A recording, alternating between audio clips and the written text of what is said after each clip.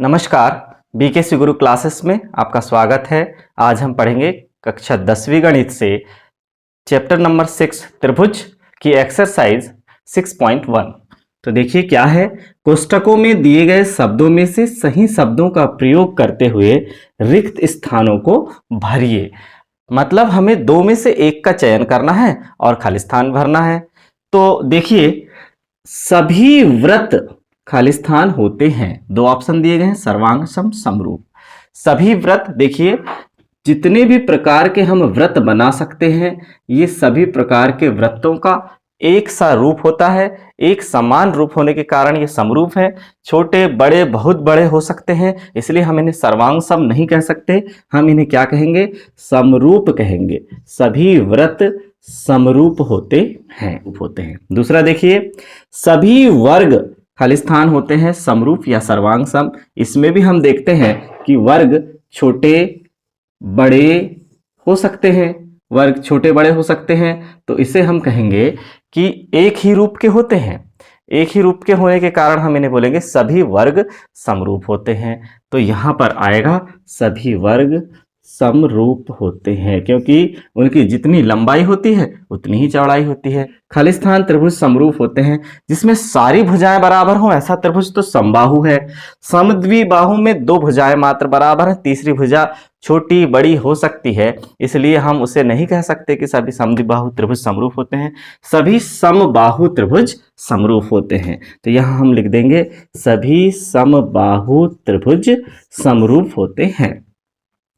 चौथा है, भुजाओं की समान संख्या वाले दो बहुभुज समरूप होते हैं यदि उनके संगत कोण कैसे होने चाहिए? बराबर होने चाहिए। संगत कोण बराबर होने चाहिए तथा संगत भुजाएं समानुपाती होनी चाहिए। देखिए, यहां कोष्टक में दो मान दिए थे, दोनों हमने भर दिया। बराबर होने चाहिए संगत कोण और संगत भुजाएं समानुपाती हों। बड़ी ही आसानी से हमने इन चार खाली स्थानों को कर लिया। सबसे पहला था, सभी व्रत समरूप होते हैं, सभी वर्ग समरूप होते हैं, सभी समबाहु त्रिभुज समरूप होते हैं, भुजाओं की समान संख्या वाले दो बहुभुज समरूप होते हैं यदि उनके संगत कोण बराबर हों तथा संगत भुजाएं समानुपाती हों। क्या है प्रश्न क्रमांक 2? निम्नलिखित युग्मों के दो भिन्न भिन्न उदाहरण दीजिए। दो भिन्न भिन्न उदाहरण देना है हमें समरूप आकृतियों का। पहला उदाहरण ले लेते हैं समरूप आकृतियों का। हम तो वर्ग ले लेते हैं। ये देखिए, हमने वर्ग ले लिया। पहला वर्ग हमने ले लिया ये 5 सेंटीमीटर भुजा वाला, और दूसरा वर्ग हमने ले लिया ये 8 सेंटीमीटर भुजा वाला। ये दो हमने अलग अलग वर्ग ले लिया। तो इन दोनों वर्गों में क्या है? ये दोनों वर्ग एक दूसरे के समरूप हैं। क्यों हैं समरूप? चलिए हम इनके नाम दे देते हैं, A B C D P Q R S. इसकी 5 सेंटीमीटर भुजा है, इसकी 8 सेंटीमीटर भुजा है।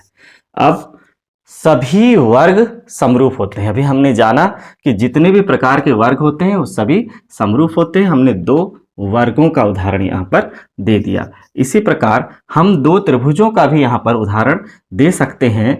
जैसे ये मैंने दे दिया एक त्रिभुज ए बी सी और एक त्रिभुज मैंने दे दिया पी क्यू आर। इन दोनों त्रिभुजों में यदि इनके संगत कोण आपस में बराबर हैं, कोण ए के बराबर कोण P है, कोण B के बराबर कोण Q है, कोण C के बराबर कोण R है, संगत कोण आपस में बराबर हों और संगत भुजाएं आनुपातिक हों, तो ये दोनों त्रिभुज समरूप होते हैं। संगत भुजाएं आनुपातिक का मतलब है कि इस भुजा AB के बटे भुजा PQ, BC के बटे भुजा QR और AC के बटे भुजा PR करने पर यदि इनके अनुपात आपस में बराबर हैं तो ये दोनों त्रिभुज समरूप होते हैं। इसके अलावा हम जानते हैं कि सभी समबाहु त्रिभुज समरूप होते हैं, सभी व्रत समरूप होते हैं। ऐसे हम उदाहरण प्रस्तुत कर सकते हैं। यदि हमें आकृतियों की माप नहीं देनी है तो हम इस तरह से सभी समबाहु त्रिभुज यहाँ लिख सकते हैं समबाहु त्रिभुज, और यहाँ लिख सकते हैं व्रत, सभी व्रत समरूप होते हैं। इस तरह से हमें कोई दो उदाहरण यहाँ पर प्रस्तुत करना है। चलिए दूसरा नंबर में है ऐसी आकृतियां जो समरूप नहीं है। तो समरूप नहीं है, हमने एक वर्ग ले लिया 5 सेंटीमीटर भुजा का और एक आयत ले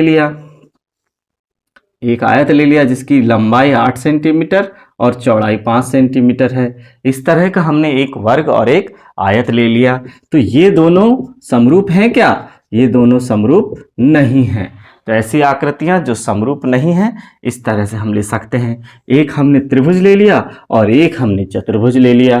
तो इस तरह की आकृतियां समरूप नहीं हैं। तीसरा प्रश्न है, बताइए कि निम्नलिखित चतुर्भुज समरूप हैं या नहीं। वैसे तो हमें ये दिख ही नहीं रहे हैं समरूप, तो फिर भी हम समझते हैं कि इन्हें हमें कैसे प्रूफ करना है। ये 3-3 सेंटीमीटर की भुजाएं हैं।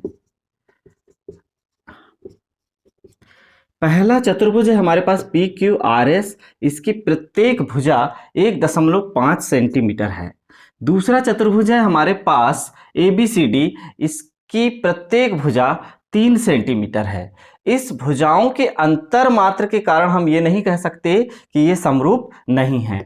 तो देखिए, हम सबसे पहले यह जान रहे हैं कि यदि संगत भुजाएं आनुपातिक हैं, ये देखिए यहाँ पर संगत भुजाएं कैसी हैं, 1.5, यहाँ पर कितनी है 3, 1.5 के अपॉन 3 करेंगे कितना आएगा 1/2।